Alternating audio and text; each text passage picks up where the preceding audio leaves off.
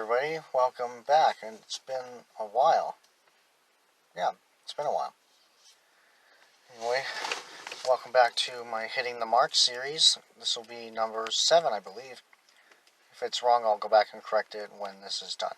Anyway, now today I want to get a little personal, and because it needs to be said. I won't go into too many details, but my problem has kind of, in a way, come to a little bit of almost a culmination, and it's gotten to the point where if I really want things to change, I gotta make them change now. Like, now.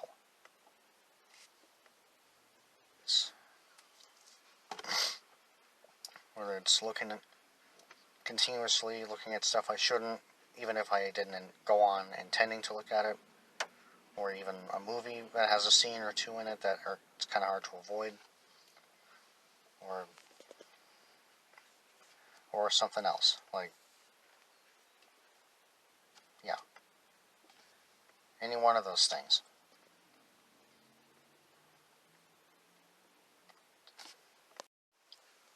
And with all that, I want to say, guys, please don't let it get to the spot if it hasn't already. Please don't let it get to the point where you and your partner or your spouse, whatever stage you're at, have to have the really hard conversation of, like, okay, really, what's going to happen what's going to happen if I continue doing this and don't actively do anything to stop it? Because, yeah, it's not just about curbing it, it's about stopping it. Gotta do it. Whether it's abstaining, if that's going on in your current relationship, if it's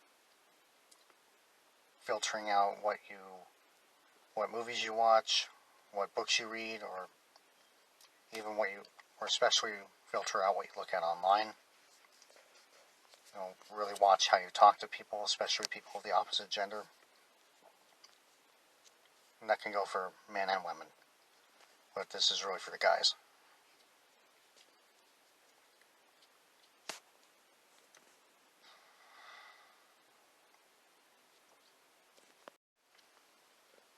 Again, you can't let it get to this point that I'm talking about here. You're gonna regret it. You're gonna really hate yourself for it. If you're lucky, you'll have a spouse or a partner who loves you enough to say, okay, look, I hate that you're doing this. I hate that this is a choice that you're making. But that doesn't mean that we're done.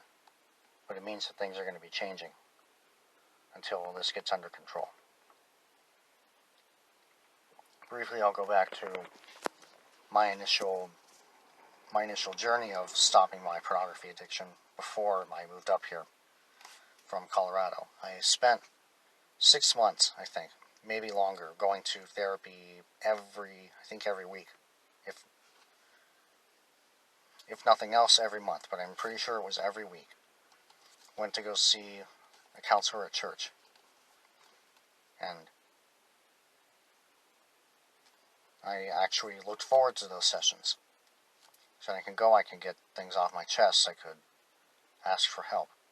I could just vent. And then I could tell, if I wanted to, I would tell McKenna, or a friend, or mom, or someone, about how it went.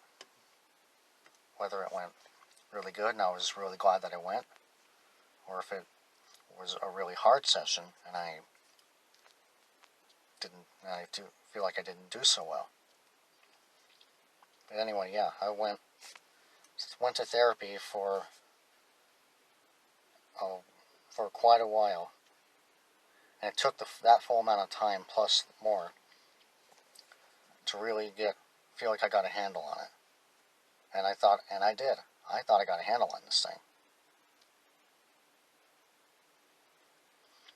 But as I'm finding out, guys, as I'm sure you all also know, you're going to stumble. There's no two ways about it. You're going to stumble. But you can and you have to choose to stumble as little as possible. Choose to not watch that movie or skip over that scene. Choose not to play that game with that content in it. Don't download that mod. Don't read that book. Don't go on that web platform. Don't go on that site. Do something else. Find out something else that you can do if you need. For me, I finally gotten my forge set up this past summer, so I've been really excited doing that. But it's getting colder now, and it's going to get harder to go out there as frequently as I want to. So I'll have to find some other hobby to do that doesn't involve electronics, because that's where I really get in trouble. And again, that's just culture and society permeating pornography and lust and all that kind of stuff everywhere. It's everywhere. You can't avoid it. I acknowledge that. McKenna acknowledges that. You guys and your partners, I'm sure you do. And pardon my shaking, it's just a little cold here. But anyway, guys, all you watching this, I implore you, please, at whatever point you're at with your problem, with your addiction, you gotta reverse it. It can be done. Again, it can be done. And if you want your relationship to last, if you want it to progress, you gotta cut it out. Go cold turkey if you have to. If it means no electronics for a while, no sex, no whatever for a while, be willing to do it. I'm speaking for myself as well. Be willing to do it. Be willing to talk to people. Be willing to talk to your spouse or your partner if you feel like you are being tempted. And as much as you can, try to put aside any fear of rejection from being honest. In the long run, and I'm finding this out as we go, that the more honest I am with McKenna or anyone else with my problem, the more respect that person will have for me, and the more they will want to and feel like they're able to help me. Not that anyone doesn't want to help, but other people can only do so much for you. You have to put in the majority of the work. You have to do it.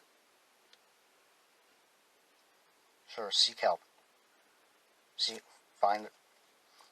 Talk to your pastor. Talk to a friend if you want to propose the idea of them becoming an accountability partner if you haven't already. Seek out counseling. You gotta do it. You gotta do it. Otherwise it's going to permeate into every aspect of your life and it's going to bring you down. And I'm speaking from 14 years of dealing with this crap. And it not being fully gone in my married life.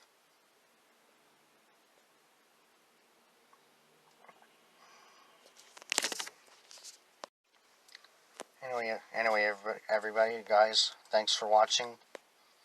And to all you who are watching this, tune in next time. I can't guarantee when that will be, but I promise I will be posting more content, and I look forward to seeing you all again soon.